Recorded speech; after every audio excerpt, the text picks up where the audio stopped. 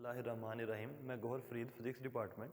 आज हमने बर्नौलीज़ इक्वेशन के रिलेटेड जो है दो न्यूमेरिकल्स करने हैं। जैसे पहले आप लोगों ने किसके रिलेटेड किए थे, टर्मिनल वेलोसिटी से रिलेटेड। तो सबसे पहला जो न्यूमेरिकल यहाँ पे डिस्कस होना है वो न्यूमेरिकल है 6.4। न्यूमेरिकल कौन सा है हमारे पास, 6.4 है।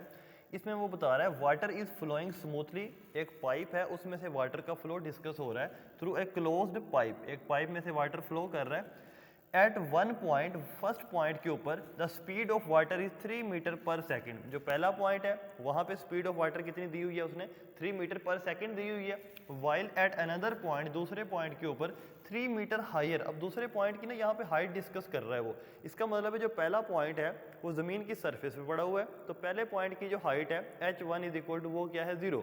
जबकि जो h2 है उसकी वैल्यू कितनी है 3 मीटर हाइट पे वो पड़ा हुआ है। उसके बाद नेक्स्ट वो बता रहा है while another point 3 metre higher the speed is. अब उस दूसरे पॉइंट के ऊपर जो वाटर की स्पीड है पाइप में से जो फ्लो करके जा रहा है वो कितनी v2 कितनी दी हुई है 4 मीटर पर सेकेंड दी हुई है। इसी तरह if the pressure is 80 kilo pascal at the lower point. अब लोअर पॉइंट को हमने फर्स्ट पॉइंट कंसीडर किया हुआ है क्योंकि वो कहता है जो फर्स्ट पॉइंट है उस पर जो प्रेशर की वैल्यू वो दे रहा है वो कितनी दे रहा है, वो 80 किलो पास्कल दे रहा है। तो यहाँ पे यूनिट जो है वो आप लोगों को सिस्टम इंटरनेशनल में कन्वर्ट करना पड़ेगा, 80 × 10⁻³ पास्कल्स में कन्वर्ट करना पड़ेगा। उसके बाद वो क्या कह रहा है, where pressure at the upper point.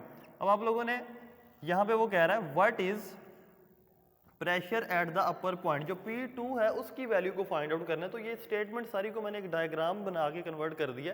तो इसमें एक लोअर एंड को मैंने फर्स्ट एंड कंसीडर कर लिया और जो अपर एंड है उसे मैंने सेकंड एंड कंसीडर कर लिया।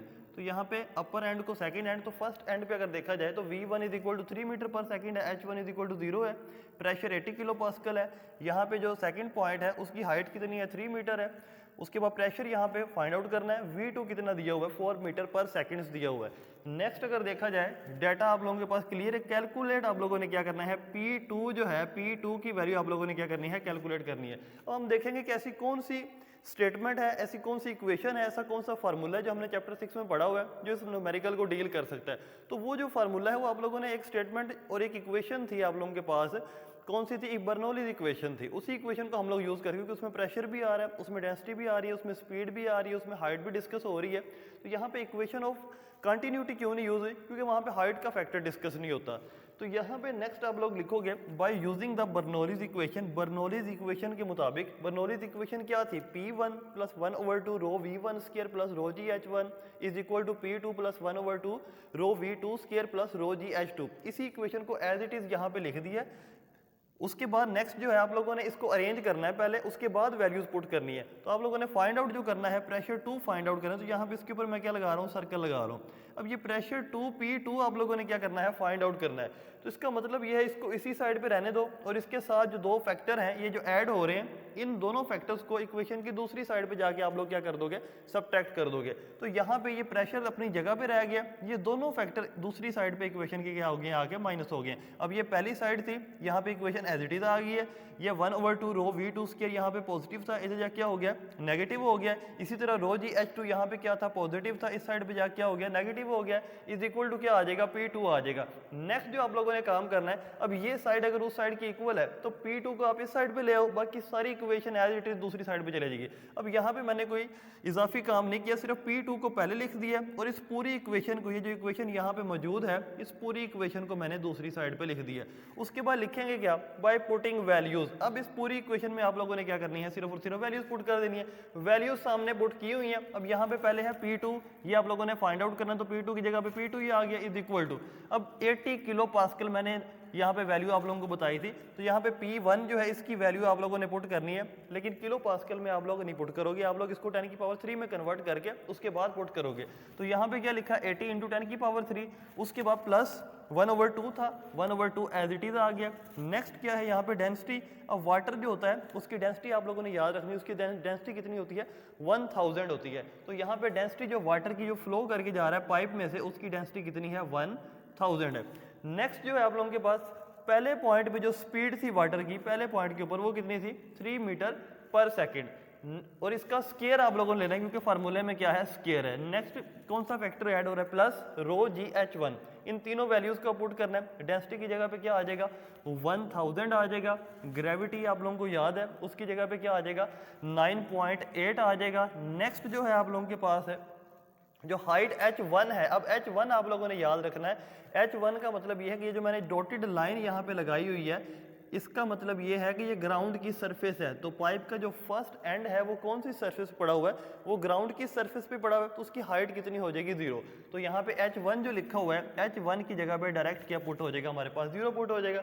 नेक्स्ट क्या बता रहा है वो, -1/2 एज इट इज आ जाएगा, वहाँ पे भी आया हुआ है -1/2।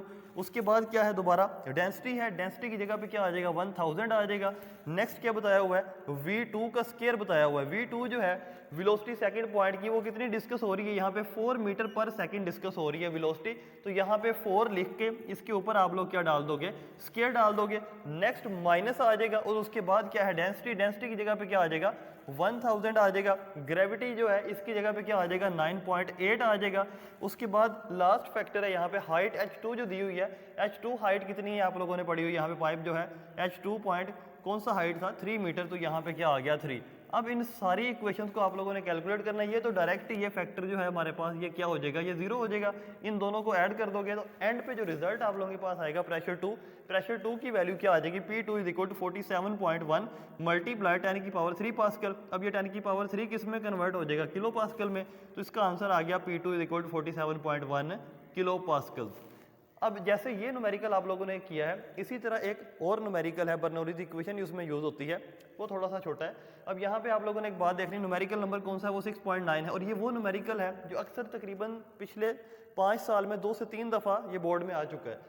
तो यहाँ पे लिखेंगे what gauge pressure is required. अब यहाँ पे गेज प्रेशर जो है ये आप लोगों ने याद रखना है कि गेज प्रेशर आप लोगों ने अगर फाइंड आउट करना है in the city mains for a system from a fire house connected to the mains to reach the vertical height. अब यहाँ पे उसने ना वर्टिकल हाइट का लफ्ज यूज किया। इसका मतलब क्या है, उसने हाइट का आप लोगों को ना डायरेक्ट डिफरेंस दिया हुआ है, h1 - h2 दी हुई है। तो वो h1 - h2 है, उस कितनी आ रही है हमारे पास 15 मीटर।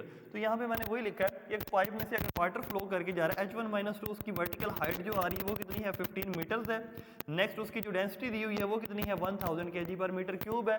ग्रेविटी का इफेक्ट सेम रहता है, उसकी वैल्यू वही लिखी है, 9.8 आ जाएगा। नेक्स्ट जो है फ्रॉम बर्नौलीज इक्वेशन की अगर बात की जाए, बर्नौलीज इक्वेशन का फार्मूला यूज किया है, वो क्या होता है, P1 + 1/2 rho V1 square plus rho g H1 plus is equal to P2 + 1/2 rho V2 square plus rho g H2 आ जाएगा। नेक्स्ट एक बात आप लोगों ने यहाँ पे पढ़ी हुई है, इसी न्यूमेरिकल को स्टेटमेंट से डिस्कस हो रही है कि आप लोगों के पास स्पीड क्या रहनी है, सेम रहनी है। अगर स्पीड सेम रहनी है इसका मतलब क्या है कि V1 = क्या हो जाएगा, V2, और इन दोनों की जगह पे आप लोग सिंपल क्या रिप्लेस करवा सकते हो, V रिप्लेस करवा सकते हो। तो यहाँ पे इस इक्वेशन में अब V1 और जो V2 है इसकी जगह पे अगर V रिप्लेस करवाया जाए तो ये दोनों फैक्टर्स यहाँ से क्या हो जाएंगे, ये खत्म हो जाएंगे। और बाकी हमारे पास जो इक्वेशन है P2 - P1 जो है वो डायरेक्ट किस में की फॉर्म में डिस्कस होगी। नेक्स्ट अगर देखा जाए P2 - P1 = क्या आ जाएगा, 1/2 रो जी H2 आ जाएगा। 2 और डेंसिटी और ग्रेविटी, ये तीनों फैक्टर्स क्या आ रहे हैं हमारे पास, ये तीनों फैक्टर्स कॉमन आ रहे हैं। अगर इन दोनों को तीनों को कॉमन लिया जाए तो P2 - P1 = 1/2 2 - P1 = 1/2। यहाँ पे आपने करना क्या है, करना ये है कि जो डेंसिटी दी हुई है इस डेंसिटी की भी वैल्यू पुट कर देनी है, ग्रेविटी की वैल्यू भी पुट कर देनी है, और जो हाइट का डिफरेंस दिया हुआ है इस हाइट के डिफरेंस की भी वैल्यू आप लोगों ने क्या कर देनी है, पुट कर देनी है।